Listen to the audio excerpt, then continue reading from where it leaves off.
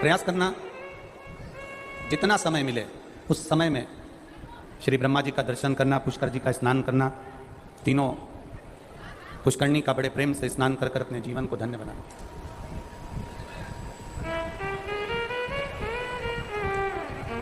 21,600 श्वास मनुष्य के शरीर से प्रतिदिन निकलती है, प्रतिदिन। अब आपको अपने ऊपर ध्यान लगाकर देखना है कि वो 21,600 श्वास में आप कितनी श्वास भगवान को दे रहे हैं, कितनी श्वास परमात्मा को प्रदान कर रहे हैं, कितनी श्वास परिवार को दे रहे हैं, कितनी श्वास अपने कार्य में लगा रहे हैं।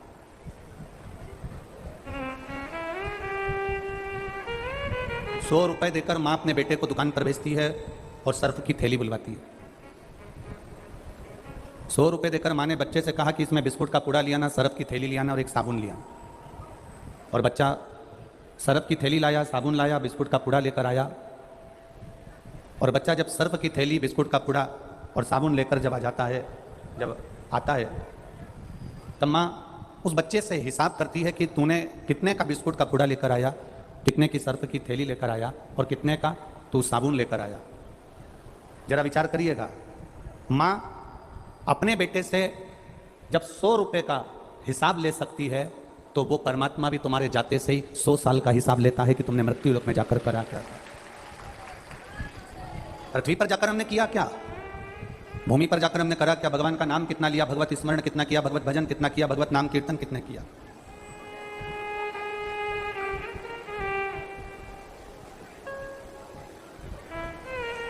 एक बात बहुत ध्यान से सुनिएगा, थोड़ा सा अपने भीतर उतार कर सुनिएगा।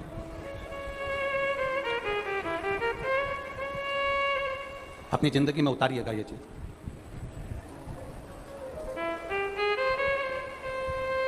फोटो, तस्वीर मोबाइल पर, स्टेटस पर, व्हाट्सएप पर उसी की लगाना चाहिए।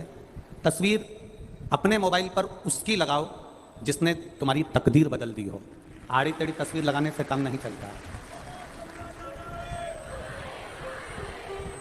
तस्वीर उसी की लगाई जाती है मोबाइल पर जो तुम्हारी तकदीर को बदल दे। उसी तरह अपनी चित्तवृत्ति में, अपने मन में, अपने विचारों में, अपनी सोच में, अपनी बुद्धि में उसकी शरणागति ग्रहण करो जो तुम्हारी तकदीर को बदलने का सामर्थ्य रखता है, और वो कोई दूसरा नहीं हो सकता, वो केवल देव अधिदेव महादेव ही हो सकता है, दूसरा हो ही नहीं सकता। अकाल मृत्यु वो मरे जो काम करे चंडाल का, और काल उसका क्या बिगाड़े जो भक्त हो महाकाल का। जो शिव की आराधना करने वाला है, जो शंकर की आराधना करने वाला है, जो शिव तत्व में डूबने वाला है, जो शंकर भगवान की शरणागति को ग्रहण करने वाला है, वो संसार सागर में कभी डूबता ही नहीं।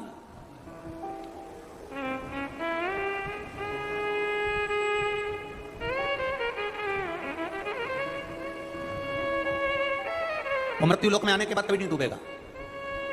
अगर उसने भगवान की शरणागति को ग्रहण करा है, भगवान के भजन को ग्रहण करा है, जरा शिव महापुराण के चरित्र को उठाकर देखिएगा, भगवान शंकर के पावन चरित्र का स्मरण करिएगा।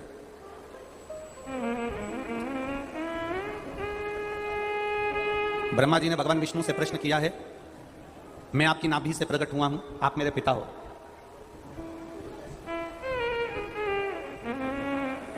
मैं आपकी नाभि से प्रकट हुआ हूं, आप मेरे पिता हो।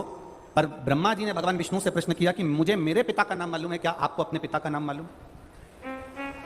ये ब्रह्मा शिव महापुराण की कथा चल रही है, थोड़ा सावधानी से सुनना। ब्रह्मा जी का चरित्र कोई साधारण चरित्र नहीं है।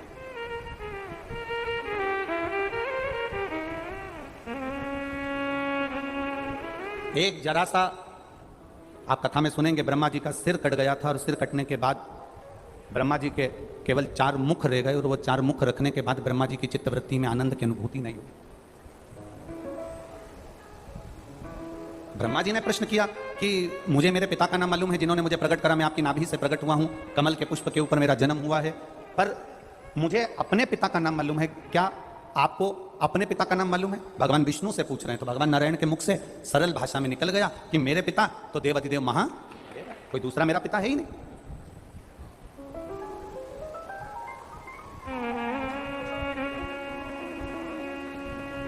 भगवान विष्णु मेरे पिता है, भगवान शिव मेरे पिता है।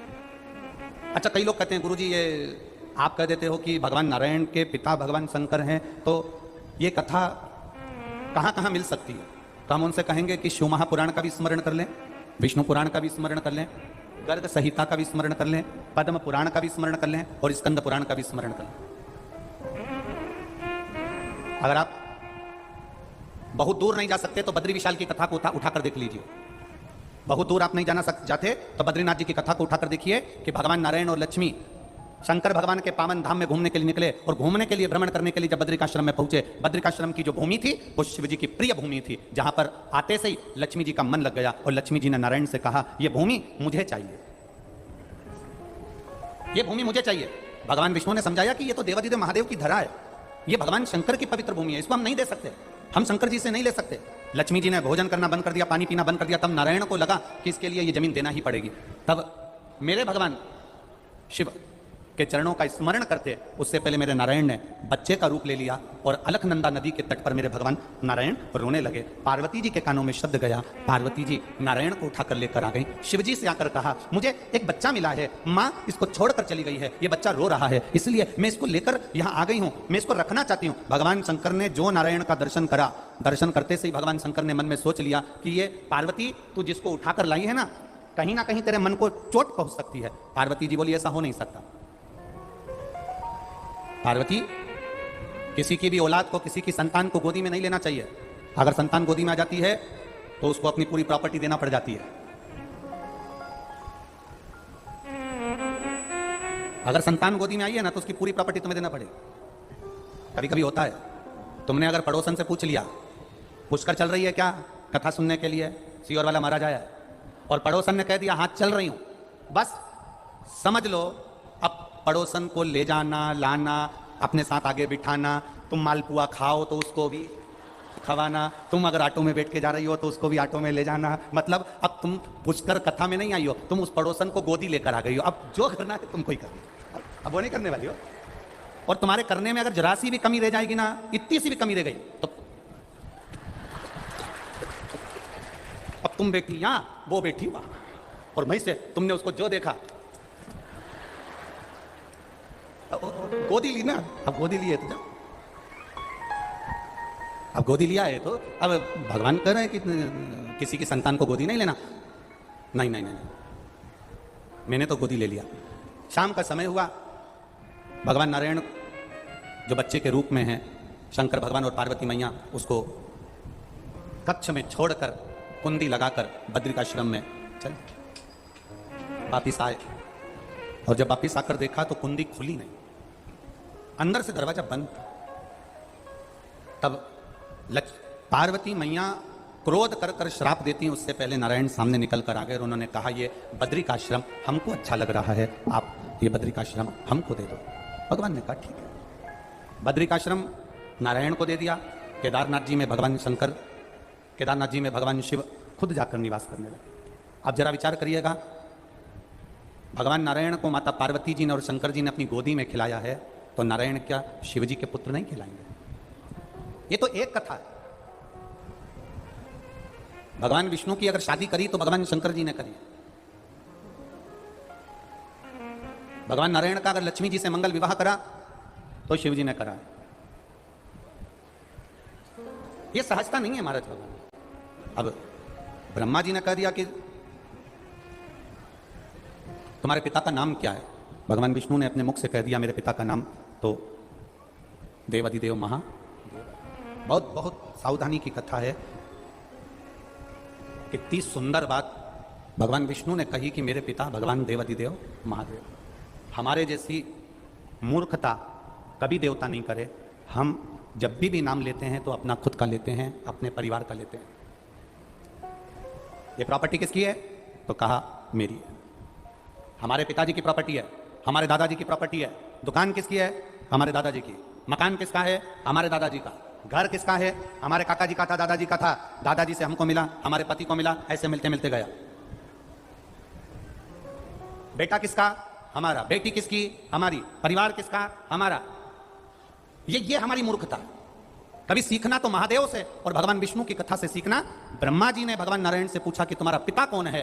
तो भगवान नारायण ने कह दिया मेरे पिता स्वयं देवादिदेव महादेव हैं। तुम्हारे मुख से घर किसका? महादेव का। परिवार किसका? महादेव का। कुल किसका? महादेव का। प्रॉपर्टी किसकी? महादेव की। और हम सब किसके हैं? देवादिदेव महादेव। अपने आप को हम भगवान को समर्पित कर दें। हम अपने आप को भगवान को समर्पित नहीं कर पाते। और जिस दिन हमने अपने आप को अगर भगवान को समर्पित कर दिया, हमने अपने आप को नारायण पर छोड़ दिया, हमने अपने आप को देवादिदेव महादेव पर छोड़ दिया, फिर उस दिन से तुम्हें चिंता करने की जरूरत नहीं पड़ेगी। तुम जहां जाओगे तुम्हारा महादेव तुम्हारे साथ कदम से कदम मिलाकर चलेगा और तुम्हें साथ लेगा। बस उसके भरोसे रहिए, उसके सहारे रहिए।